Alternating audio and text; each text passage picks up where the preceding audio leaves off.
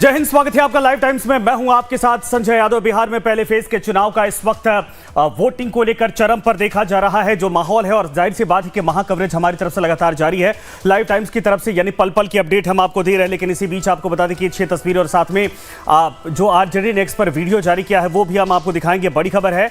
और पहले ये 6 तस्वीरें देखिए। पटना, मोकामा, महाराजगंज, इसके अलावा सारण, गोपालगंज, मुजफ्फरपुर की तस्वीरें जहां पर वोटिंग इस वक्त चल रही है। सुबह जिस तरीके से महिलाओं की लंबी कतारें देखी जा रही थी पोलिंग बूथों पर, जिस तरीके से लोगों का हुजूम था, वो साफ तौर पर दिखाता था कि वाकई में इस बार उत्साह पिछली बार की तुलना में ज्यादा है।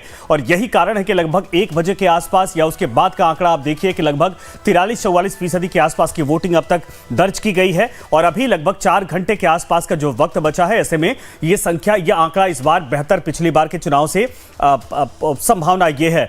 लेकिन इधर आपको बता दें कि आरजेडी ने एक्स पर एक वीडियो जारी किया है और लिखा है, दानापुर विधानसभा में प्रशासन ने नावों का परिचालन बंद करवा दिया है। हजारों वोटर वोट डालने के लिए अपने बूथ नहीं जा पा रहे हैं। ये आरोप लगाए गए हैं आरजेडी की तरफ से। एक स्टीमर जो दिन में एक ही राउंड मारता है, उसके भरोसे 10,000 से अधिक वोटर्स को छोड़ दिया गया है। ऐसे में कोई दुर्घटना हो गई तो जिला प्रशासन जिम्मेदारी लेगा? Question mark. ये साफ तौर पर इलेक्शन कमीशन को टैग करके लिखा गया है आरजेडी की तरफ से। और आरोप लगाए गए हैं कि दानापुर में जिनके पोलिंग बूथ दूसरे साइड हैं, गंगा उस पार हैं, उन लोगों को जाने की व्यवस्था नहीं की गई है। जितनी नावें थी उनको रोक दिया गया है, एक स्टीमर के भरोसे छोड़ा गया है।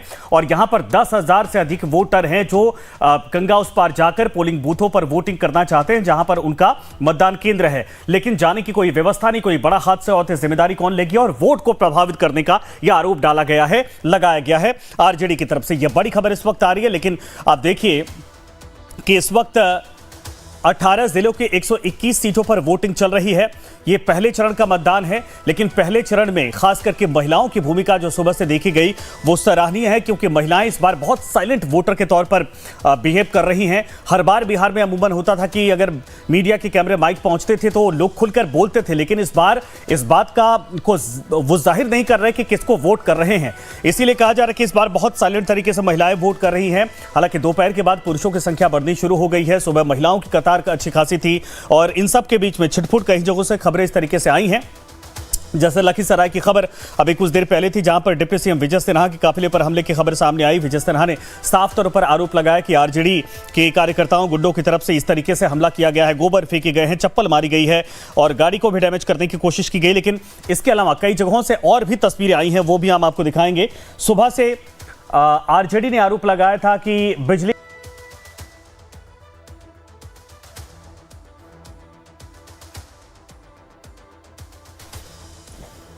तो ये तस्वीर आपके सामने हम दिखा रहे हैं। कई जगहों से ऐसी तस्वीरें आई हैं।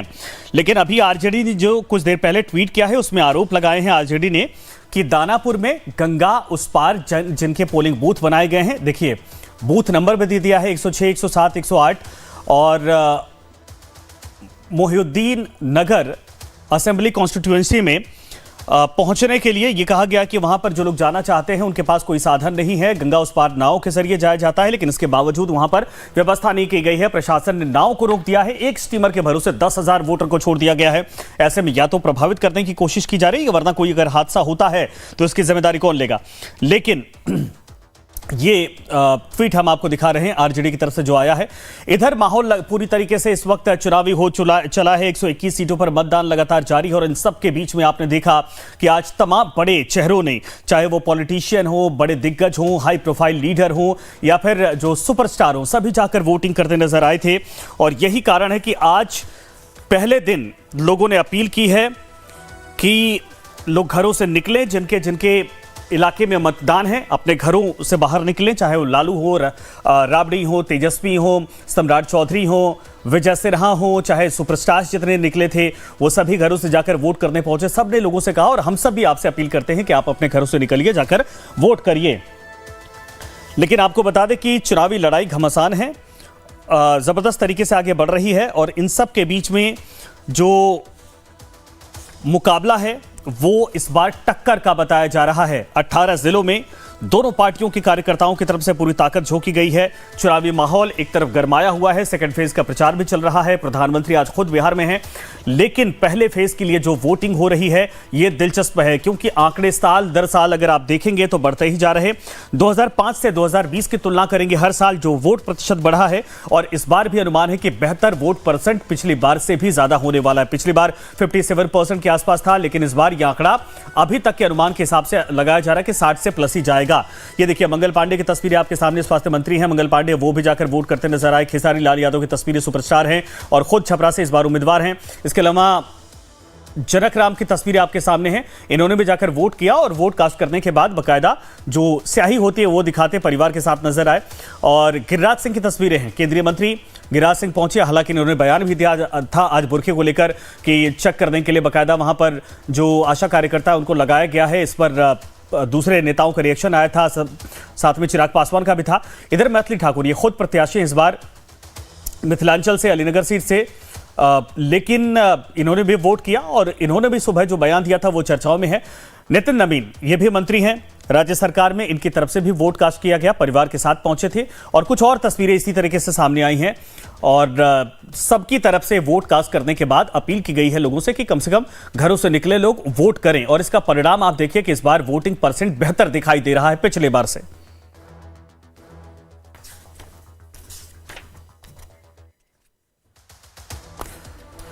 तो हमारे साथ मेहमान जुड़ रहे हैं इस वक्त, राहुल लाल जी हैं, राजनीतिक विश्लेषक, विनोद शुक्ला जी वरिष्ठ पत्रकार हमारे साथ जुड़ गए हैं। आप दोनों लोगों का स्वागत है। विनोद जी, मैं आपके पास आना चाहता हूं। अभी कुछ देर पहले खबर आई कि डिप्टी सीएम विजय सिन्हा के काफिले के ऊपर हमला किया गया है। इसके अलावा और कुछ इस तरीके से छिटपुट खबरें थी। अभी आरजेडी आरोप लगा रही कि दानापुर में प्रशासनिक तौर पर अड़चनें डाली जा रही हैं, लोगों को उस पार जाने नहीं दिया जा रहा जहां पर पोलिंग बूथ है, और नाव का परिचालन बंद कर दिया गया है। कुछ और तस्वीरें वायरल हो रही हैं जो हम आपको दिखाएंगे या फिर जो इस वक्त आ रही हैं हमारे सोर्सेज से। ये अभी के माहौल तक आप क्या देखते हैं? और दूसरी, एक अच्छा कहा जाए कि सिग्नल मिला है कि वोटिंग परसेंट पिछले बार की तुलना में बहुत अच्छा खासा है। महिलाओं की भूमिका सुबह से लेकर अब तक बहुत शानदार रही है। देखिए, मुझे ये लगता है कि ये सारे पॉलिटिकल पार्टीज के डेस्परेट अटेम्प्ट्स होते हैं कि किसी पॉलिटिशियन पर हमला करा दिया जाए या इस तरह की बातें कि उनको वोट डालने से रोका जाए। मतलब अगर आप जो बात कह रहे हैं, जो खबर चल रही है कि 10,000 लोग का वोट रुक जाएगा अगर वो स्टीमर वाली व्यवस्था कायदे से नहीं लागू की जाएगी, तब मतलब ये कि जो लोग ये आरोप लगा रहे हैं कि 10,00,000 लोग इस तरह के, 10,000 लोग इस तरह के हैं जिनका वोट रोक दिया जाएगा, इसका मतलब वो किसी पर्टिकुलर पार्टी के ही हैं। मतलब इस तरह का मानना, ये आदमी कोई कैसे जान सकता है कि वो सारे लोग एक ही पार्टी को वोट करेंगे? तो मुझे लगता है कि ये बेसिकली पॉइंट स्कोर करने का मसला होता है तुरंत कि चुनाव चल रहा है, वोटिंग हो रही है और ये खबरें जाए तो लोग इधर उधर सोचें और उसके बाद वोट में थोड़ा बहुत इधर उधर किया जा सकता है। आपका दूसरा जो प्रश्न है कि वोट परसेंट बढ़ेगा, सवेरे से मैं आपके ही चैनल पर था और इस पर लंबी हम लोगों ने चर्चा की और ये माना जा रहा है, इस तरह की बात निकल करके आ रही है कि ये एक ऐसी स्थिति है जिसमें मेरा जो अपना मानना था मैं उसी को एक बार फिर रिपीट कर रहा हूं। आपने भी बताया कि 57% वोट पिछली बार पड़ा था, वो बढ़ सकता है और हम लोग ये अनुमान लगा रहे थे कि ये 60-65 तक अगर जाएगा, लेकिन अगर ये 65 के आसपास जाता है तो ये मुझे लगता है कि अगर ये 65 के आसपास जाएगा तो इसमें दो स्थितियां बनेगी। मैं या कोई भी आदमी ये कंफर्म होकर नहीं कह सकता है कि यही पार्टी जीतेगी और जो कहेगा वो झूठ बोलेगा। मेरा अपना आकलन ये है कि जिस भी घटक की तरफ का फ्लो ज्यादा दिखेगा, लोग का इंक्लिनेशन ज्यादा दिखेगा, वो बेहतर स्थिति में होगा। तो मेरे हिसाब से दो परिस्थितियां बनेगी। पहला इसका आकलन तो बाद में करेंगे, अभी 1.5 घंटे बाद कि इसका क्या होगा, लेकिन कम से कम ये तो है कि बिहार में पिछले कुछ दशकों के बाद इतनी शानदार वोटिंग होती दिखाई दे रही है। यानी लोगों के अंदर जागरूकता बदली है, या फिर लोग कुछ परिवर्तन चाहते हैं या नहीं चाहते हैं, या फिर त्योहारों के सीजन में घर पर आए थे उसका असर दिखाई दे रहा है। सर, मैं इस पर दोबारा आपके पास आऊंगा। राहुल जी भी हमारे पास है। राहुल जी, मैं आपके पास आता हूं, लेकिन इसके पहले एक बार ग्राउंड पर चलते हैं। रजनीश हमारे साथ है। रजनीश, कहां पर मौजूद है और क्या आप देख पा रहे हैं, कैसा वोट इस वक्त वोटिंग चल रही है?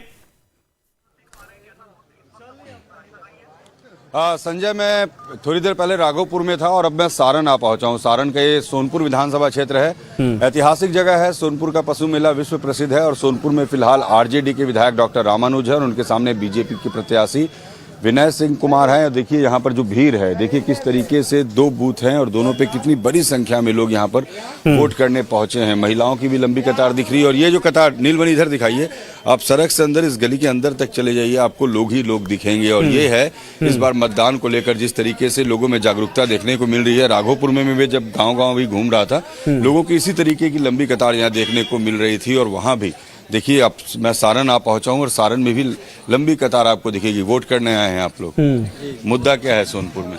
विकास। विकास विकास हुआ या नहीं हुआ? जी सर। विकास हुआ या सोनपुर में नहीं हुआ? ऐसा तो कुछ नहीं देख रहा विशेष विकास नहीं दिख रहा। आप लोग किस इशू पर वोट करने आए हैं? विकास के रजनीश, सारण तो राजीव प्रताप रूडी का इलाका है। एक सवाल लीजिएगा कि यहाँ पर पिछले कुछ दशकों पहले जो कंपनियां, जो फैक्ट्रियां थी, चीनी मिल थी, सब बंद हुई थी, वादे हुए थे खुलवाने के, खुले कि नहीं खुले, इससे जनता को फर्क पड़ता है कि नहीं? राजीव प्रताप रूडी आपके सांसद हैं सारण से। कितना यहाँ पर विकास, औद्योगिक विकास हुआ? अरे विधानसभा ना चुनाव है तो फिर वो उससे कुछ लेना ही देना नहीं हम लोग का है। विधानसभा से विधानसभा में विकास चाहिए। हाँ जी, हाँ जी। विधानसभा में सोनपुर में विकास हुआ कि नहीं हुआ चाचा? हाँ, काम हुआ सोनपुर में? नहीं कुछ बोल सकते हैं क्योंकि हम खुद जॉब में हैं। सोनपुर में काम हुआ? कोई काम नहीं, कोई काम नहीं हुआ, कोई विकास नहीं हुआ सोनपुर का? कुछ नहीं हुआ। कोई रोजगार की व्यवस्था कुछ भी नहीं। मजदूरा वाले नहीं, और भोग है। मजदूरा लगा और भोग है। देखिए, लोग बड़े यहाँ पर लोग आहत है, कह रहे हैं कि सोनपुर का विकास हुआ नहीं, जो लोगों को उम्मीद थी उस अनुसार यहाँ पर काम हुआ नहीं है। और वोट जितनी बड़ी संख्या में करने लोग निकले हैं, वो बताता है संजय कि यहाँ के मतदाता कितने जागरूक हैं, वोट करने आए। सोनपुर में कितना काम हुआ, कितना विकास हुआ सोनपुर में? सर विकास तो रजनीश, मैं आपके पास दोबारा आऊंगा। एक तस्वीर आ गई है, आरजेडी ने ट्वीट किया, वो दिखा रहा है। जरा एक बार दूर से दिखाइए कितनी लंबी कतार है, कतारों को जरा दिखाइए। क्या वाकई में अभी लोग घरों से निकल रहे हैं, वो भीड़ दिखाई दे रही है?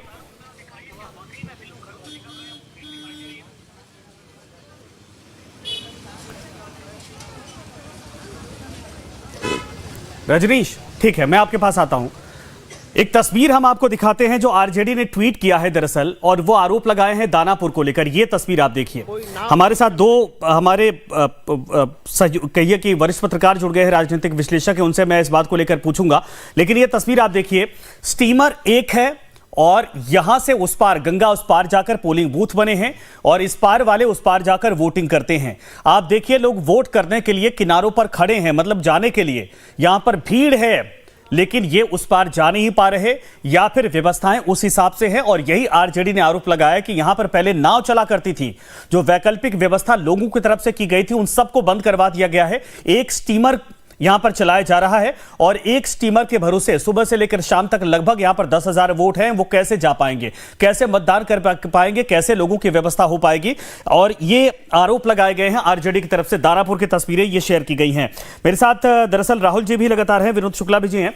राहुल जी, इस बात को लेकर आप जरा बताइए कि ये जो आरोप हैं, क्या ये जानबूझकर, चूंकि आरजेडी तो ये कह रही है कि भाई ये व्यवस्था इस तरीके से की गई है, या फिर रोका जा रहा है, कि या जानबूझकर किया गया है, या फिर इसका समाधान क्या हो सकता है?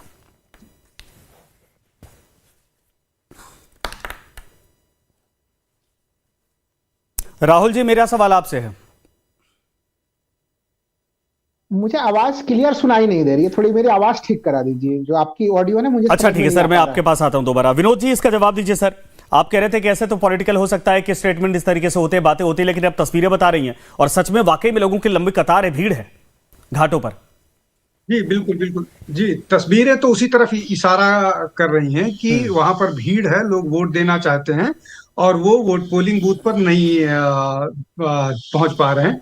मुझे लगता है कि अगर वहां पर कोई आपका रिपोर्टर हो तो उससे इस बारे में डिटेल जानकारी हासिल करनी चाहिए कि ऐसी स्थिति क्यों है, क्या सुरक्षा के मद्देनजर वो जो प्राइवेट वोट मतलब नाव है उनको चलाने से रोका गया है, इसलिए कि दुर्घटना की संभावनाओं पर फिर और बात का बतंगड़ बनता है। लेकिन ये निश्चित तौर पर बहुत दुर्भाग्य वाली स्थिति होगी अगर वोटर मतदाताओं को उनका मताधिकार जो 5 साल पर मिलता है वो इन सब इंफ्रास्ट्रक्चरल प्रॉब्लम्स के जरिए के कारणों से उनको वोट नहीं देने पाएंगे वो। ये निश्चित तौर पर दुखद भी है और व्यवस्था के हिसाब से भी अनुचित नहीं, बिल्कुल सही। जिस इलाके में 10,000 वोट है, पोलिंग बूथ वहां ना बनाकर गंगा उस पार बनाना, हालांकि ये तो सच्चाई कुछ देर में साफ हो जाएगी कि क्या इस पूरे मामले पर वाकई में सच है, लेकिन ये भीड़ और ये आरोप लगाए गए हैं, इसका हालांकि जवाब अभी तक बीजेपी या किसी की तरफ से आया नहीं, चुनाव आयोग की तरफ से भी इस पर कोई जवाब नहीं है, लेकिन ये आरोप अगर ऐसे हैं तो ये तो चिंता का विषय है। जी, निश्चित तौर पर चिंता का विषय है और इस पर संज्ञान भी लेना चाहिए जो भी है, इसलिए कि ये सारा बंदोबस्त अगर एक स्टीमर है तो 2 कब किया जा सकता है। मुझे नहीं लगता कि जो दानापुर जिस तरह की जगह है वहां उस जगह पर स्टीमर का नए एक आध और स्टीमर का बंदोबस्त करना सरकार के लिए, चुनाव आयोग के लिए करना तुरंत तौर पर मुश्किल होगा। तुरंत किया जा सकता है और मुझे लगता है कि सरकार को या चुनाव आयोग को, सरकार को तो अभी कोई भूमिका नहीं है, चुनाव आयोग को इस बारे में संज्ञान लेना चाहिए और सारे लोगों को, और अगर जरूरत पड़ती है तो ये चुनाव आयोग के अधिकार क्षेत्र का होता है कि उन बूथों पर चुनाव थोड़ा और डिले भी किया जाए, उनको डिले तक एक्सेप्ट किया जाए, वो लोग पहुंचकर वोट करें। ये सारी चीजें चुनाव आयोग के हाथ में होती है, चुनाव आयोग पर इस पर निर्णय ले सकता है। तो मुझे लगता है कि इस तरह की व्यवस्था उन लोगों के लिए होनी चाहिए जो लोग इस तरह से इंतजार कर रहे हैं अपनी पारी का कि स्टीमर आएगा और वापस वो उस पार जाएंगे और बूथ पर जाकर के अपना वोट कर। ठीक है सर, बिल्कुल। राहुल जी हमारे साथ। राहुल जी, चुनाव आयोग ने जिस दिन पीसी की थी, बड़े बड़े बातें थी, बड़े बड़े दावे थे कि हमने पूरी व्यवस्था की है। पहला सवाल, आरजेडी आरोप लगा रही कि 10,000 वोट है दानापुर में और गंगा उस पार जाकर पोलिंग बूथ बनाए गए हैं, वहां पर जाने के लिए सिर्फ एक स्टीमर की व्यवस्था, बाकी जो नाव चलती थी डेली उनको हटा दिया गया, चाहे सुरक्षा कारणों को लेकर या चाहे जैसे भी। लेकिन अब इस पे भी ओवरलोडिंग शुरू हो गई है, बड़ी संख्या में लोग खड़े हैं, जैसे मेला लगा हुआ है। क्या ये इस इलाके में चूक है चुनाव आयोग की कि यहां पर पोलिंग बूथ बनाए जाने चाहिए थे, या फिर इसको आप कैसे देखते हैं? नहीं, ये देखिए चुनाव आयोग के चूक के रूप में ही दिखाई दे रही है। क्योंकि देखिए ये एक अच्छी बात है कि उन्होंने नाव को बंद किया है, लेकिन अगर उन्होंने नाव को बंद किया है और यहां पे भी ओवरलोड की घटना होती है और कोई दुर्घटना हो जाए, तो चुनाव आयोग की जिम्मेवारी है कि प्रत्येक व्यक्ति सुरक्षित हो और सुरक्षित होकर वोटिंग कर सके। ये उनकी जिम्मेवारी बनती है और हम लोगों ने हमेशा एक चीज देखा भी है कि सोचिए कि जब शाम 5 बजे तक जब बूथ के कैंपस में जितने लोग भी जमा होते हैं उनको टोकन बांट दिया जाता है, भले ही रात 10 बजे तक मतदान क्यों ना हो। सही बात है। ये व्यवस्था पहले से चुनाव आयोग की बनी हुई है, तो इसलिए अभी भी मान लीजिए कि पहले से व्यवस्था में इतनी बड़े से चुनाव की व्यवस्था होती, कई बार हो सकता है कि कुछ कमी रह भी गई है। नहीं, चुनाव आयोग ने तो कहा था कि एक मतदान केंद्र पर कम से कम जो 1200 अधिकतर मतदाता होंगे, यहां तो 10,000 का दावा किया जा रहा है, तो 4-5 पोलिंग बूथ तो इधर भी बनाए जा सकते थे। लेकिन अगर नावें नहीं चल रही है, गंगा उस पार पोलिंग बूथ बना दिया गया है, तो लोगों के वोट अगर नहीं कास्ट हो पाएंगे तो ये तो फिर जी नहीं, मुझे लग रहा है कि देखिए जो एक सबसे महत्वपूर्ण, अब तो देखिए अचानक से बूथ बनेगा नहीं, वो तो गड़बड़ी हुई है कि अगर 10,000 लोगों को नदी पार करके उस दूसरे तरफ जाना पड़ रहा है तो बूथ इधर भी बनाए जा सकते थे, या फिर ज्यादा स्टीमर लगा के ज्यादा स्टीमरों की तैनाती की जा सकती थी कि नाव बंद किया गया था तो स्टीमरों की संख्या बढ़ाई जा सकती थी।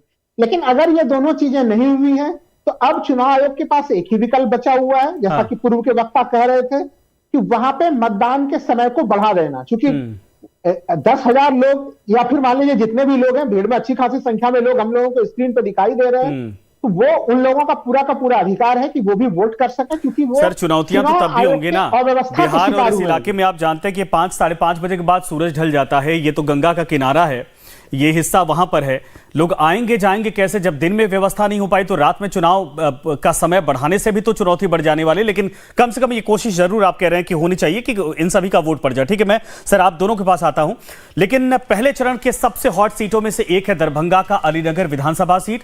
अलीगढ़ से बीजेपी प्रत्याशी मैथिली ठाकुर से हमारी संवाददाता खुशबू सिंह ने खास बातचीत की है, आप तो सुनाते हैं क्या कुछ कहा है मैथिली ठाकुर ने। बिहार विधानसभा चुनाव में इस बार दरभंगा की अलीनगर सीट ने खूब सुर्खियां बटोरी। कारण है मैथिली ठाकुर। बिहार की अलीनगर सीट इस बार हॉट सीट में रही। खुद मैथिली इस वक्त हमारे साथ खास बातचीत के लिए हैं। मैथिली, अगर आप जीतती हैं, सबसे यंगेस्ट एमएलए बनेंगी, क्या विजन है? सबसे पहला तो जो प्रधानमंत्री जी की योजनाएं हैं, जो पार्टी ने मैनिफेस्टो जारी किया है उसको जन जन तक उसकी सुविधाएं, उसका लाभ पहुंचाने का काम रहेगा। और जो जिनको ज़रूरत है उनको सबसे पहले प्रायोरिटी में रख के सारे काम करवाए जाएंगे। और जो मैंने यहाँ पे रह करके महसूस किया है कि ग्रामीण सड़कें जो घर तक कनेक्ट करती हैं उसको ठीक करने की ज़रूरत है।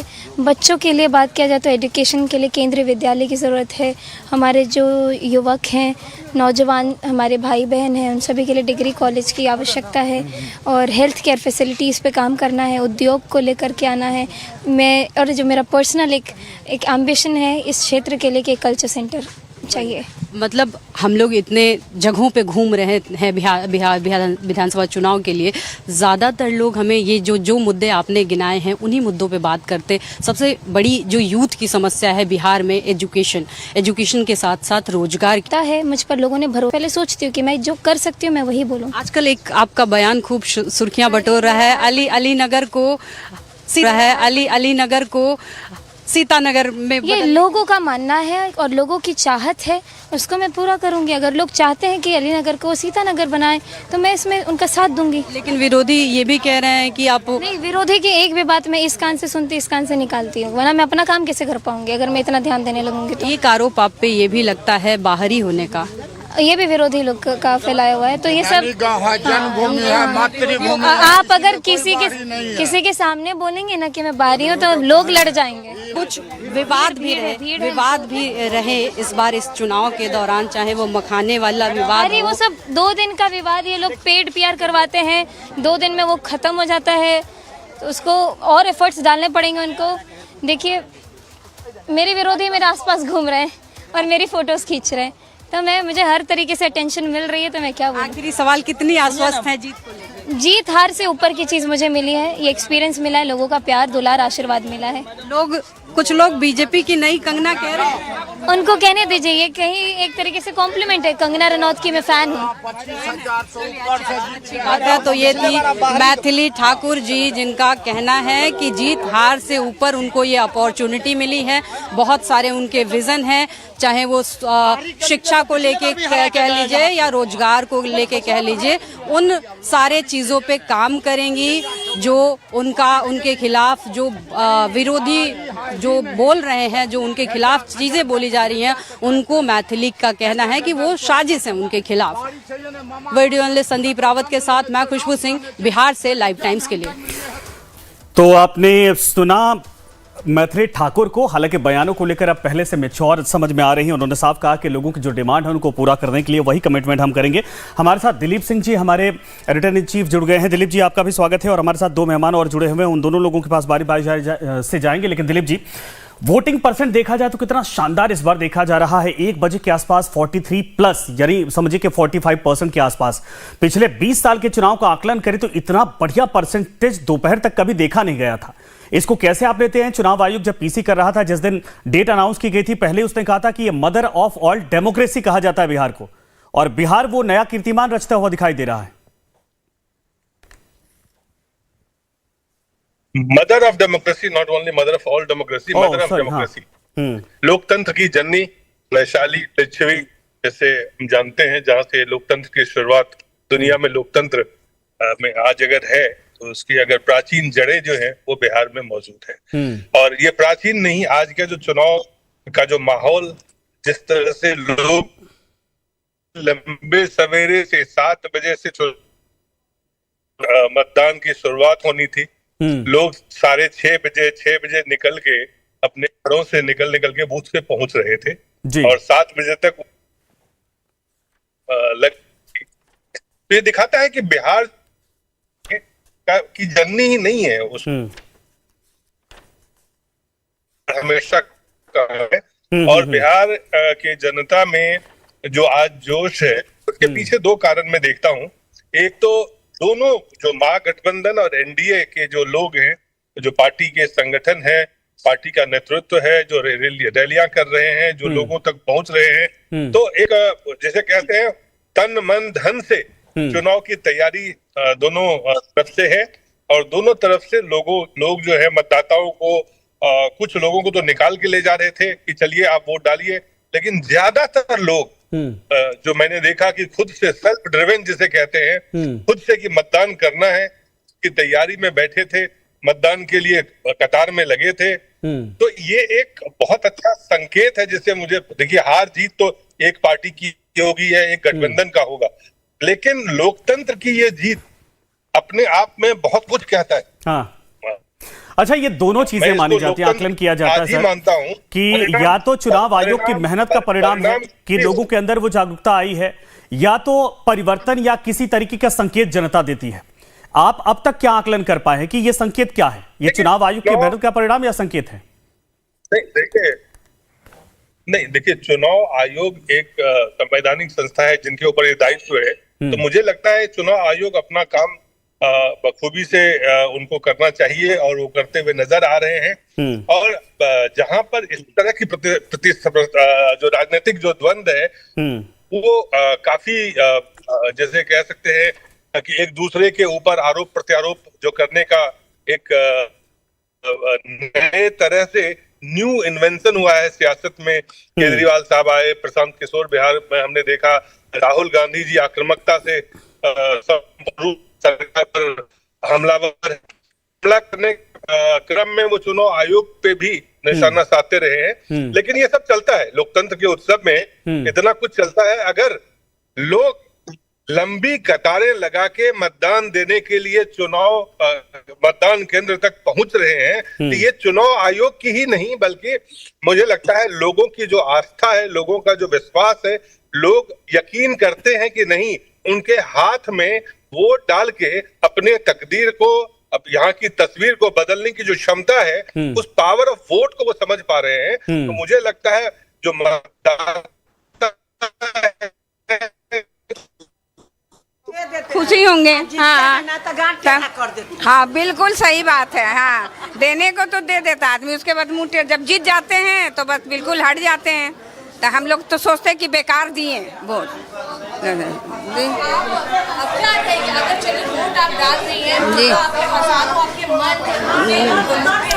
देखिए, लोगों के रिएक्शन आ रहे हैं। दिलीप सर, मैं आपके पास दोबारा आऊंगा, आपकी आवाज बीच बीच में कट रही है और बाकी सारे हमारे